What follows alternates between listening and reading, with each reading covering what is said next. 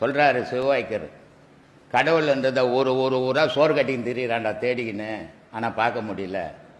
ஆனால் அது அவனுக்குள்ளவே இருக்குது, அவன் அறிவே மாட்டேன்றான் அதை அப்படின்ட்டு. ஓடி ஓடி உட்கலந்த ஜோதியை நாடி நாடி நாட்களும் கழிந்து போய் வாடி வாடி வாடி போன மாந்தர்கள் கோடி கோடி எண்ணி இருந்த கோடியெல்லாம். இந்த கடவுளை தேடி செத்து போனோம் எவ்வளோ நீ எண்ணியே சொல்ல முடியாதுறான்ட்டான்.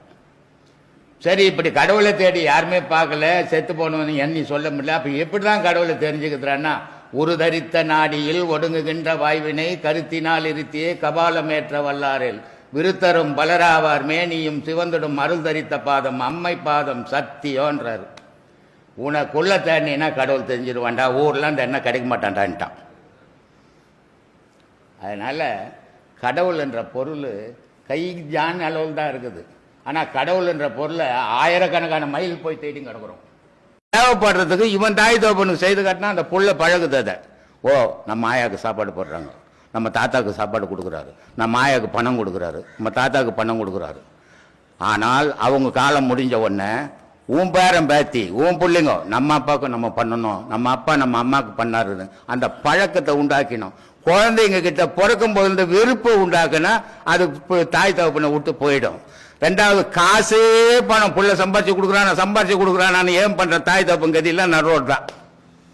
புள்ளையா தான் நினைக்கணும், பணமா நினைக்க கூடாது. அவன் பணத்துக்காக புள்ள இல்ல, உறவுக்காக புள்ள, உரிமைக்காக புள்ள, அதை மட்டும் நினைக்கணும். அவன் பணம் வருமா புள்ளைய பார்த்தா அவன் தகப்பனும் கிடையாது, அவன் பிள்ளையும் கிடையாது.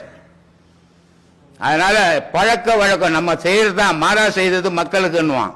நம்ம என்ன கத்துக் கொடுக்குறோமோ அதுதான் அது வறுமுறையா வரும். அதை சம்பாதிக்கிறது மட்டும் குறிக்கோளை காப்பாத்தினா பாசம் அழிஞ்சு போயிடும்.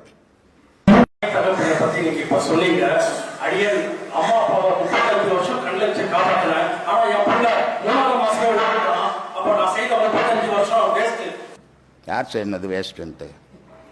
யார் சொன்னது வேஸ்ட்? நீ யாரு? நீ எங்கிருந்து வந்த? எங்கிருந்து வந்தேன்னு அப்ப அவங்களுக்கு செய்ததில்ல. அப்ப பிரதிபலனை பார்த்து செய்த 35 வருஷமா அவங்களுக்கு நீ அதை எதிர்பார்க்கவே கூடாது. உன்னை எதிர்பார்த்தா உன்னை குழந்தையில சோறு ஊட்டினாங்க. அப்போ எதை வச்சு சோறு ஊட்டினாங்க?